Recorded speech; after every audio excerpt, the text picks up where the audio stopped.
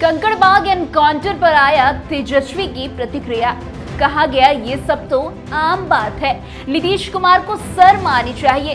बताएंगे पूरी खबर। नमस्कार, कैपिटल टीवी बिहार देख रहे हैं आप और आपके साथ मैं हूं दिव्या। देखिए, बिहार की राजधानी पटना के कंकड़बाग थाना क्षेत्र में दिन दहाड़े अपराधियों ने फायरिंग करके हड़कंप मचा दिया।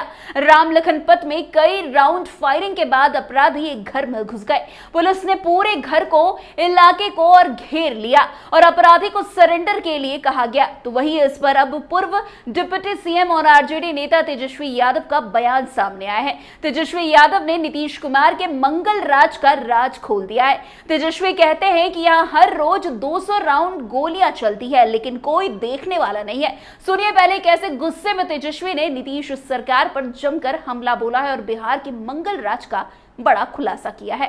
बढ़ता जा रहा है। हम तो कई बार बोले कि ऐसा कोई दिन नहीं है जहां बिहार में 200 राउंड से भी कम जो गोलियां जो है वो नहीं चलती। प्रतिदिन जो है पटना में हर जगह अपहरण हो, कई जगह आप देखिए थानाओं में हिरासत में लोगों की पिटाई होती है, मौतें होती हैं, उसका कोई जवाब नहीं दे पाता। तो ये क्रिमिनल डिसऑर्डर हो गया है लॉ एंड ऑर्डर का। हम बार बार कह रहे हैं, हम मुख्यमंत्री तो अचेत हैं, उनको कोई लेना देना नहीं है। जितना लिख करके देगा अधिकारी खास लोग उतना ही देखते हैं, बाकी सच्चाई कुछ लेना देना नहीं।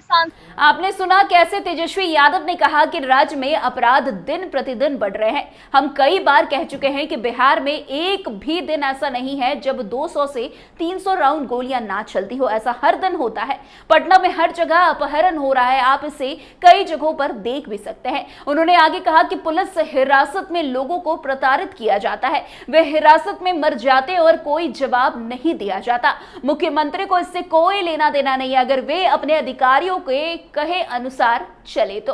वहीं इस एनकाउंटर को लेकर पटना एसएसपी ने कहा है कि फायरिंग की सूचना मिलने के बाद पुलिस जो है वहां पहुंची, पुलिस कार्रवाई कर रही है। अपराधी कितनी संख्या में है यह भी पता नहीं है। पूरी कार्रवाई के बाद जानकारी साझा की जाएगी। उन्होंने यह भी बताया कि 4 अपराधी को हिरासत में लिया गया है, साथ ही वहां हालात अब पूरी तरीके से काबू में है। बाकी आपको बता दें कि तेजस्वी यादव ने बिहार में बढ़ती आपराधिक घटनाओं के साथ साथ चुनाव आयोग पर भी निशाना साधा है।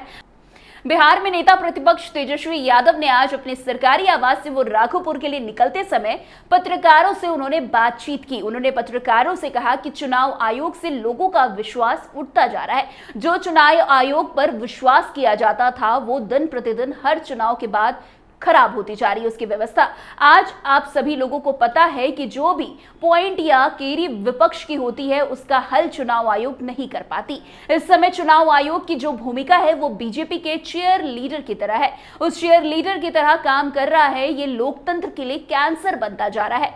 सुनिए पहले चुनाव आयोग पर तेजस्वी यादव ने किस तरीके से अपनी कड़ी प्रतिक्रिया दी है। देखिए, चुनाव आयोग जो है, लोगों का विश्वास जो है चुनाव आयोग से उठता चला जा रहा है।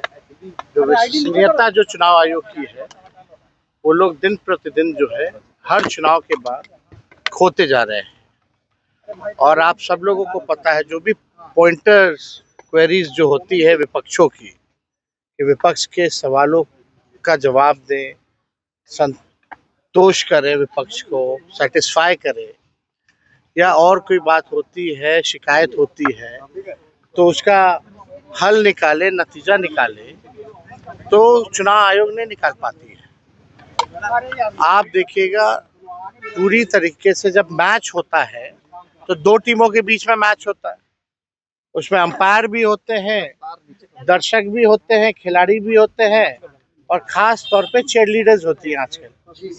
तो अब चुनाव आयोग का जो है वो बीजेपी के चीयर लीडर हो गए, दर्शक भी नहीं बन गए। अंपायर तो दूर की बात है, चुनाव आयोग जो है बीजेपी का चीयर लीडर के तरह काम कर रहा है। और ये लोकतंत्र के लिए, संविधान के लिए चुनाव आयोग कैंसर बनता जा रहा है। आप सब लोगों ने देखा होगा बिहार में जब 20 का जो चुनाव हुआ था तो पहली बार इतिहास में रिजल्ट वाले दिन जो है 3 बार प्रेस कॉन्फ्रेंस इन लोगों ने किया। काउंटिंग को रुकवाया गया, 5 बजे रुकवा दिया गया। हम लोग जीत रहे थे और रात के 2-2 बजे तक जो है इन लोगों ने डिक्लेयर किया।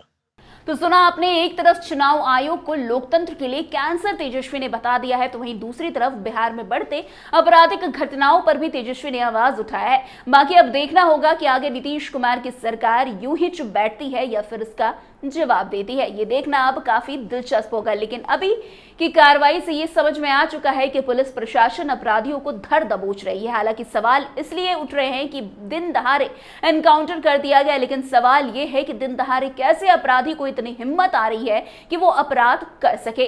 लालू राज में तो शाम के बाद लोग निकल नहीं पाते थे, लेकिन नीतीश राज में भी दिन में ये हाल हो गया है, जिसकी वजह से लोग दिन में भी बाहर नहीं निकल पा रहे हैं। बाकी और कोई जानकारी सामने आती है तो आपको जरूर बताएंगे। तो आज की इस खबर में बस इतना है। अन्य खबरों में हमारे साथ ऐसे आगे बने रहे और देखते रहे। तब तक के लिए कैपिटल टीवी बिहार।